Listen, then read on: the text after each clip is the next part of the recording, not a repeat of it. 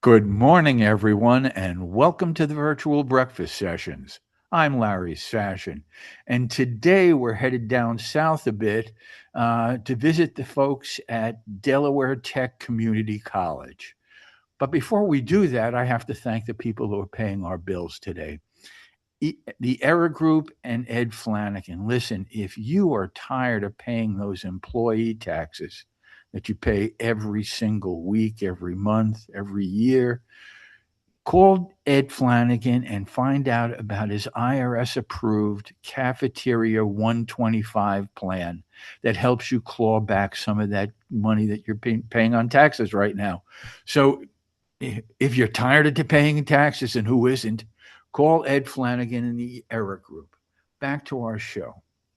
This is a continuation of our culinary education leaders, and today we're at Delaware Tech Community College. But before we go into the show, why don't we introduce ourselves? Chef Joe, why don't you introduce yourself? Hello, I'm Chef Joe Sakers. I am the department chair here at Delaware Technical Community College. Okay. And Chef Matt. Good morning, everybody. I'm Chef Matt Casey. I am the full-time instructor here at Delaware Community College as well. Okay. So we have spoken to every school that we can get our hands on lately, and everyone has a hook. Uh, Chef Joe, why would people want to go to Delaware Tech? So the main reason that you come into a community college is really to start to educate yourself on a skill level that you're looking to hopefully do as a career. So most of our students that come to Delaware Tech are looking to go into the culinary arts industry. One of the main reasons we have you come to Delaware Tech is the fact that you can do that very affordably. Um, the state of Delaware has something called the SEED program. The SEED program is a program that affords students the ability to go to school by having a tuition-free scholarship available to them. So if you graduate from a Delaware high school and you're a Delaware resident with a 2.5 GPA, you can go to Delaware Tech tuition free. So basically all you have to do is pay the fees for that. And if you're looking to go into the food service industry, we are the only culinary school, accredited culinary school in the state of Delaware. So if you're looking to go into culinary industry, this is a good pipeline to get you into the industry. Okay. Chef Matt, talk a bit about your demographics, what kind of classwork, what size classes. Yeah, we have a pretty even split as far as demographics go. If we're talking of the population of African American, white, Hispanic, more towards 60% on the Caucasian side, and then the mix of the Afro and Hispanic. The coursework is set up pretty simply. Our goal is to train people to work in the hospitality industry. One of the things people who come to us, especially if we talk about traditional students, meaning they're coming straight out of high school or coming here for, is the fact that they don't view themselves as a typical student. They don't view themselves as somebody who is good at math or good at English or those kinds of things. But when they come here, that's why it's important for us to get them busy right away. So they start out with me in a class called Food Prep 1. And in Food Prep 1, it's all about foundational skills. When I was a young cook, even after graduating from Johnson and Wales and moving on, and I spent some time in Europe, that's where I really got a lot of great training because I had a great chef. His name was Xavier Vinegar, and he took one look at me and saw the passion that I had, but he also saw that my foundational skills were not up to par. But instead of saying, away with you, he took me in and then gave me that foundational skill that I needed to then be more successful. And that's really what our first few classes are all about here, foundational skills. We look at everybody on an equal platform, regardless of what you've done in the industry or have not done. And you come in and you need to learn how to hold the knife, how to stand efficiently. Even standing, students realize that if they're just slightly bending forward for 2 hours, well, that back is going to break. So it comes down to all those little nuances of things. And then we get into the very specifics of your mother sauces, basic butchery, sauce making, stock making, and then all the different knife cuts and all those different things as well. From there, that I always feel is the biggest class within our course curriculum, just because there's so much involved in it, especially if you're new to the industry as well. I talk about the need of professionalism, punctuality. We start out right out of the gate with punctuality. Nothing will get you a job, keep you a job, or advance you quicker in this industry than being where you say you're going to be when you say you're going to be there. That's one of the most important things that we teach. So alongside with those basic culinary fundamentals that they need these what we refer to a lot of times as soft skills. And that's one of the important things. I often say we are not training just food service workers. We're training the next leaders. We all know in this industry, you do not need to come to culinary school. You can get out there and get to work, right? And then move your career forward within the industry. That's fine. And a lot of people tout that. But my thing is, you really should be looking at culinary school in combination with working in the industry. Here at culinary school, we can show you the things that the industry may not be able to show you. You may work at a very nice restaurant, but they're not going to show you something just for the sake of educating you if it doesn't fit their bottom line. And that's fully understandable. But that's one of the great things about coming to culinary school. You're getting exposed to all these things that you may not see in the industry for 10 years or wherever you decide to work, but you're going to have that basic background knowledge. And that's really what the curriculum is all about. And majority of our coursework deals with that. You know, the students are always doing something that should be beneficial to them once they leave Delaware Tech. Now, as far as the other coursework, remember, we are a fully accredited college. They will leave here upon completion of the program with an associate's degree, not a certificate, not a good job or something like that, not a couple of CEUs. They will leave here with a stackable associate's degree that they can then go. We have two students, or one just graduated from Johnson Wales this past semester. We have another student who's there now. So the goal is to prepare them for either the workforce or that next step in education. Okay. What's the age? Are most students coming out of high school? Is there a mix of people changing careers? What does that look like? That is a great question, because the average age of our student here at Delaware Tech is 26 years old. We get here in the culinary program, we get a lot of young students right out of college. We currently have 18 high schools in the state that we feed, that have culinary programs that feed into Delaware Tech. Mm-hmm. And that's a large part of our population, but we also have a big part of the second career students that kind of come in. And this is the 35 to, I have students actually that are, 70 and plus going through our program. And you think they're kind of coming in just as a hobby cook. And that is true for some of them, but some of them actually, go off and want to have a business mindset or starting businesses at 70 years old. I had one student that graduated last year. He's actually just opened up a pizza food truck type of thing. He goes to farmers markets. He just wanted to get a better background in culinary arts to go fulfill his desire to be a restaurant owner or a chef owner. So there's an entrepreneurial piece to it as well. There really is. Yep. You'd be amazed at how many people come in the first session we're having with them, and they want to own a business, they want to own a bakery, or they want to own something. So their mindset is that they want to be their own boss. They want to own it. And it's our job to be realistic with them and give them a good understanding of what this industry is without, frankly, without scaring them away. One of the things that we try to do is not force them, but get them to go into an industry where they're looking to buy. Like if they want a bakery, they need to go work in a bakery. I tell them all the time, go work for a small bakery and just wake up at 2 a.m. in the morning and see if, does that fit your lifestyle? If you love it. For 3 or 4 years. And you either like it or you don't like it, right? I mean, that's that mindset. But if you just want to open a bakery and you think you're going to work 9 to 5, then you're going to be out of business in 6 months. So, but that's our general population goes, from 18 years old to all the way to 70. I think I have a lady right now that's 73 years old, just looking for a certificate and some more education. So do you think, as we all talk about AI every day, do you think that these skills that you guys are teaching, which for the most part are not going to be replaced by robotics, are not going to be replaced by automation, do you think that these skills become even more special? I really do. I think, and we all we all use AI differently, right? And I listen to a lot of my counterparts in the community college world, and they're kind of fighting that AI world. They're fighting it, and I tend to embrace it with our students.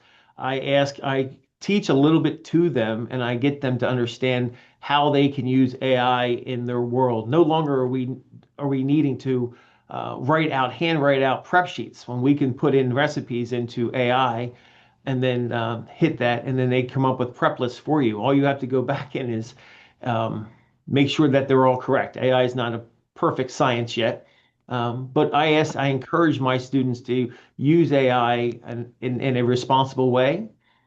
So I do think that AI is extremely important, and I think this skill that we have is not going to be overtaken by AI, but I do think that there's a piece of it that AI has that you have to have a better understanding for, let's just say, the financial side of the culinary arts. If you don't know the financial, if you're just writing and reading a financial sheet, but you don't know the ins and outs of it, then that job can probably be taken over by AI. But you have to be able to read it and research it and really get into the details of, why your business is going south before it's too late. Yeah. So do Is there a financial component, an accounting component to what you guys teach in the curriculum? Yeah, well, I'm gonna let Chef Matt talk about that. We have a we have a food and beverage cost control class that he has taught in the past. He can talk a little bit about the food and beverage cost control course. Go ahead, Chef. Yeah, yeah. So we do offer a food and beverage cost control class, which is a 15-week class. And so this is one big project. You start by basically building a restaurant within a partnership, and we take everything, and they do all the legwork. That would be demographics, creation of menu, location, and then fully pricing out everything, labor costs, and all those things. So it's one humongous project where each week builds off of the previous week, and at the end, it is then presented in a professional manner to the classes for sure. Because a lot of the people that do come here do have that entrepreneurial spirit. I always give them, as an entrepreneur myself for close to 20 years, I always tell them, do your best, to be an Indian as long as you can. Once you wear the hat of the chief, things change in a big way then. So please, please, please get everything you can. Get ready, get ready, get ready. But don't be so eager that you put the cart before the horse, kind of a thing. So yeah, that is an important component, and it is one of the maybe one of the most challenging classes for some, but I think it's one of the classes they probably get the most out of, regardless. Some people will say, well, I don't want to own my own business. Well, if you plan on running somebody else's business, which is usually as you climb the ladder within this industry, you're going to be taking care of somebody else's things, and that's what's going to get you your bonuses and your other things. You basically own a business as well. The entrepreneurial spirit isn't just for the person who pays the light bill. You know what I mean? So. how involved is local business in your curriculum? Are they helping out? Do you have internships? We So have a go ahead, Joe.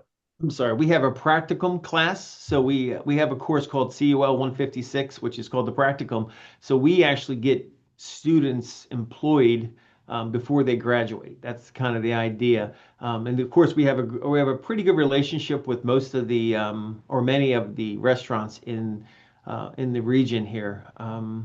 And we can get 100% of our students are employed that want to be employed before they graduate. Now, we do have a couple of them that choose not to work, of course, but it's easy to get them jobs here in the state of Delaware. The need for food service workers is outstanding. So we do have certain restaurants we tend to feed more often. Like there's a local French bakery chef named Ludovic down here in Dover, and he has a bake shop also in Lewis at the beaches, and he employs many of our students. He has graduates, he has current interns, he has practicum students all the time, and he's a French trained chef, and he's probably I'd say one of the best bakers in the state of Delaware right now. And it's having a great relationship with him and his wife really does help all the students that have that baking mindset, that pastry mindset. And it's a beautiful thing. But we also have many restaurants down here that we kind of constantly feed students into, and they're constantly asking for help. So we do have a pretty good relationship. Now, it could always be better, and I can have more. I mean, but you do what you have time to kind of handle. What is the class size? We didn't discuss that. You said you were doing your basic skills. Is it you in front of in a lab, or is it you on a table with everybody around you working with you? Well, it's both. So we have a full kitchen and we have a full demo table that they can see. Our class size maxes out at 12 to 13 students. That's all we take in at a time. So the ratio of student to instructor is just that, 12 to 13 students per. So really both. So we have a very large demo table that does have a glass over the top so they could see from standing where they are if it's something short. But I like to get them in close. I say don't stand in the back. You learn nothing in the back. Even when they come in on that first day and sit in our dining room / classroom, I put all the folders in the front. Again, I was a kid who sat in the back. I know what happens in the back. Nothing happens in the back, right? But that's the whole thing. We become a very communal. We put the communal in community college because we get in very tight, get in close, so you can see this. If you've never butchered a chicken for the first time and I'm showing you how to do it, you got to get in there close and see exactly what's going on. You're going to put your hands on it in the next six to 8 minutes after I'm done. And then, away you go. But that is it. We do a lot of teaching by example, obviously. I do a lot of what I call walking lectures as opposed to the sage on the stage, which nobody really cares for. Me talking at you for 35 to 40 minutes. After about 8, it all just starts to dwindle off into thin air. So I give them the pertinent information that we have to have in the classroom lecture part of it. And then I call everything else a walking lecture as we're doing it, as we're seeing it, as we're experiencing it. That's when everything starts to click and go together. I mean, for the most part, they don't usually get the butchering of a chicken on the first try if it's the first chicken. You know what I mean? Right. I always say if it was that easy, everybody could do it. I say the chicken dies twice. Once when the company gets it, and then once when a culinary student gets a hold of it as well. Yeah, for sure. So let me ask you another question. You go into the average kitchen of any restaurant, and there's 7 different dialects and languages spoken in the kitchen. How do you teach to that? That is a really good question. Oh, yeah. We have many of our students come in and are bilingual, right? But we do teach in English. There's not an interpreter or anything else. And I know that our industry is loaded with non-English speaking folks, but we do not have. We have a ESL program here at the college, and and many of our students will participate in the ESL program to get them ready for the English side of teaching culinary arts. Unfortunately, we don't have a bilingual system in place to feed those students, but that is something that we've kind of been looking to on the non-credit side, the workforce side of Delaware Tech as well. But I will add to that just a little bit. Some of the students that we have come in that are of primarily Hispanic background, the ones that come to see us here are the ones who are really not just searching for a job in food service. They're looking for leadership in food service. They want to be the executive chef in food service. They understand that their being bilingual within the kitchen is great, and they can stay exactly where they are, working as hard as they can. But they also want to get the skill set that's going to allow them to rise up through the ranks of the kitchen and not just be a food service worker. And they know that, like I said, that bilingual skill set that they have is key, because when you do go into these kitchens, it's great to know have that skill set. But they're looking for something more. Those students that come to us, they're looking for leadership jobs for sure. So basically, you're saying they find a way. Always do. Absolutely. They find a way. Yeah. If anything. Yeah. And the students that we get are that the students that come to Delaware Tech that want to be educated, they are usually bilingual, because one way to be successful in America is to learn the language. Not to say you have to know that language, but if you're going to go if you want to own a restaurant or be a chef, you have to be able to speak to that customer base. It's not like we're not quite in being in France or Italy, where the majority of the people coming in will speak a different language. That's just not, their customer base is still going to be English speaking. So the successful ones will always, geared toward learning the language. And we kind of support that as well with our ESL programs. What about success stories of folks that have moved on from the program and are finding success in the workspace? Yes, so that's actually a great question. We have quite a few success stories.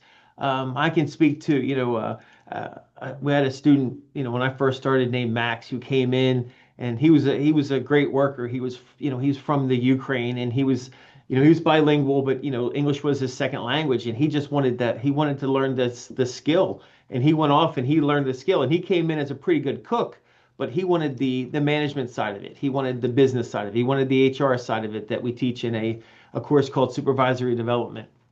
And he went off and became the executive chef of a restaurant, and now is part owner of a conglomerate down at the beach. And he actually took in another one of our students named Jeffrazy, who is she's now the executive chef of a place called Finn's down at the beach as well, which is part of his group.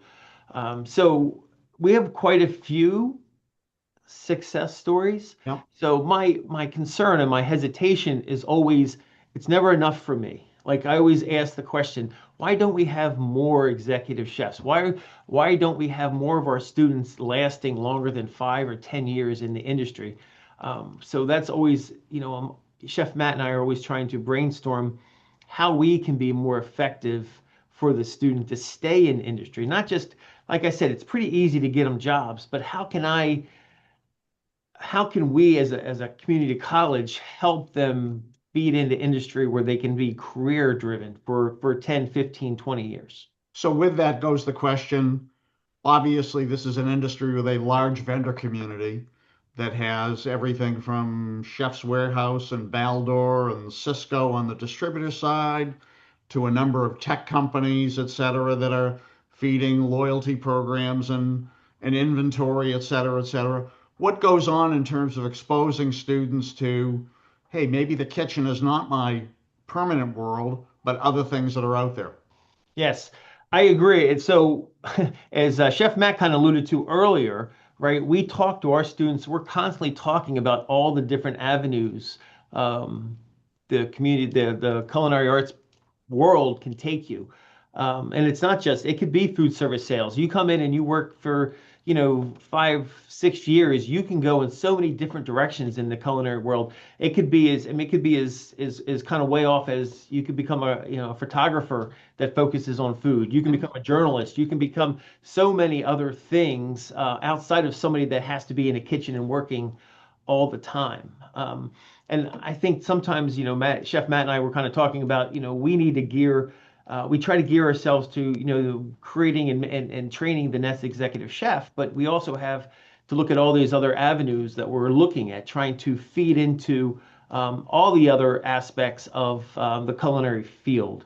Like you said, it could be sales working for Cisco. I mean, how many executive chefs do we know work in sales at Cisco or that we've talked to? They come in or they want to talk to us, and they all know the business. They know the lingo. So there is a lot of avenues, and we do focus on that on different programs. But we unfortunately we have been in the past focused on getting our students jobs, one in the food service industry, because that's primarily what Delaware Tech's culinary program is for. We are to feed the food service industry in the state of Delaware. But knowing that many of them are going to leave and go into different avenues off of culinary arts, but we do spend a lot of time, especially in different programs, focusing on that as well. We also have a hospitality program called a hospitality course called Applied Hospitality, where we're teaching them the front of the house. So our program has a couple courses that are, it's kind of like a restaurant. So it's a little different than many culinary programs. We have American regional cuisine and we have international cuisine. So both of those second year classes it feeds into what we call a restaurant at the culinary dining room. American regional cuisine is a course that focuses on American regional cuisine. It starts in New England, and then it goes New England, it goes to the Mid-Atlantic, the South, the Florida, and it wraps all the way around and ends up in Hawaii. That program, every week we focus on a different region, but it feeds into a dining room of 35 people that is open on Wednesdays and Thursdays. That dining room is serviced by the applied hospitality course. So I think sometimes when you're teaching the applied hospitality, you're giving the students another exposure to another way to be a food service worker in our industry. So not only do I have the American Regional, but I also have the International Cuisine, which is the spring class, which is also their capstone course. And this international class we're very proud of because it's a course that they take, and we kind of each week we focus on a different country, which are 11 different countries. But the students get to choose a project or a country that they have to prepare a project. This project is quite intense.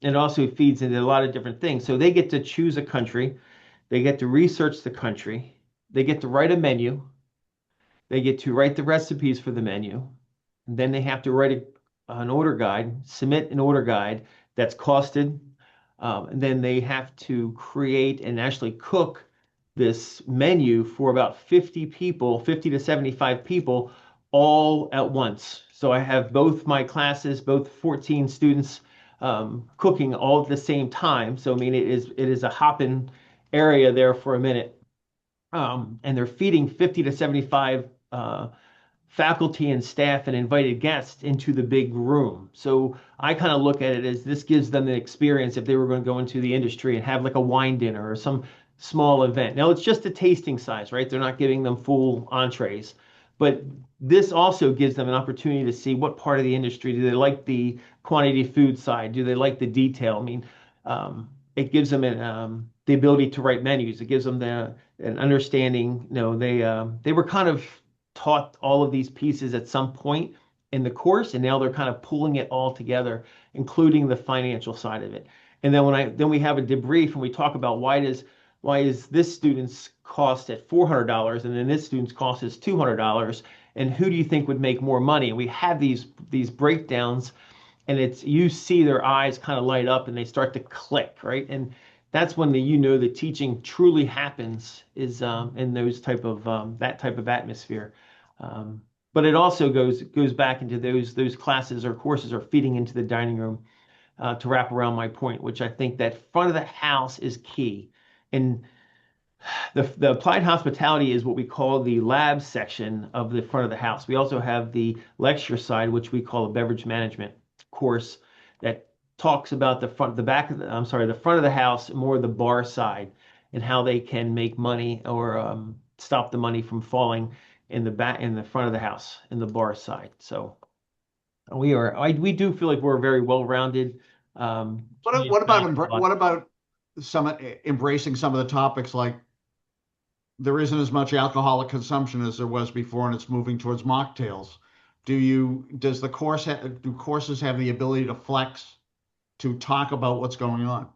Absolutely, and we try to spend on these current trends that are kind of coming around. When you see that the bar side is losing, between 10 and 15% of sales, and you have to figure out how we're going to make up those sales. I mean, that's always that part of that conversation and figuring. And part of the beverage management course is they have to create a menu that is a front of the house menu, a drink menu, and they have to talk about that, and they got to talk about the sales. And it does go over, what you're paying for, a bottle of alcohol, and then what you're getting from it. And how much more money you can make on a bottle of orange juice or a bottle of, cranberry juice with just creativeness. But I also think that this market that we're living in is people just don't want, screwdrivers. They don't want just vodka and orange juice. They want a creative cocktail that's smoking and, and they're willing to pay the $20 for it because they're no longer drinking 3 or 4 of them at a time. They're more responsible. The consumer is more responsible today. I think that's why the sales are going down, because you don't have the 3, 4, 5 drinks and then driving home. They're sticking to 1 or 2 to be responsible. And as a responsible owner, we have to understand that. So we have to find another way to kind of fill that revenue loss. Sometimes, that could be appetizers, or that could be mocktails, or that could be something else. But you can only drink so many, mocktails. Yeah, you start to float away. Right. Listen, we've come to that time in the show where I say time is our enemy, and have to start wrapping up. We could have gone on for another 2 hours. I've really enjoyed this. But before we go into our last little tidbit, when you guys leave that tidbit of information with our viewers, give them one more reason to come to Delaware Tech. Don't go to UDEL. Well, after they leave here, they need to finish. It's a nice place to visit, but not for this show. We have to thank the people who are paying our bills, Ed Flanagan and the Era Group. Listen, you work very, very hard for your money. And if you're getting these orders in where they're bringing case after case after case, and you're looking at an invoice and you're counting the boxes, you stick it on the pin and you pay the bill later on and have no idea what you just paid for. Call Ed Flanagan in the Era Group. Listen, they will go through your invoices. They will go through your contracts, and they will make sure you're getting exactly what you paid for at the price you agreed to pay for. And on top of that, if they find that your contracts are not that great, they will suggest ways to get a better contract. So Ed Flanagan in the Era Group, Delaware Tech Community College. If you didn't know about it before, you know about it now. You have two people who are very, very enthusiastic about what they do. But before we say goodbye, Chef Matt, give the people who are listening to this that one little bit of information they need to give them to get on the phone or get on the computer and contact the school. Yeah, I tell you, I want to go back and change my answer of the first thing that you asked me, because I gave you too much of a technical answer as far as demographics are concerned. You know, Delaware Tech is for everyone. That is our target market. Everyone who is interested in learning more, in being a lifelong learner. And our traditional students fresh out of high school, that's great. But my best classes will continue to be those classes that are full of people from different backgrounds, genres, experiences, and everything else. That's what's great here. When you come to Delaware Tech, realize we are not, a lot of our students come here for financial reasons, but we're a springboard. We're here to promote you and spring you into the next avenue of your life, whatever that might be. If that's lifelong learning, if that's into entrepreneurship, if that's into the industry, that's the reason to come here. And when you come here, we're going to expose you to so many different things in the hospitality and food service world. It's going to give you a head start, a spring into the next section of your life. So we're for everybody. We want everybody to come and join us here if you can. Thank you. Chef Joe. So I guess the one thing I want everyone to understand is that Delaware Tech is a ACF accredited program, right? And people always say, you know, do you need to have an education in the food service industry? And I always say, well, this is how I look at everything. And we talk to a lot of students. Education is about investing in yourself. And I believe that education is extremely important, and you have to invest in yourself.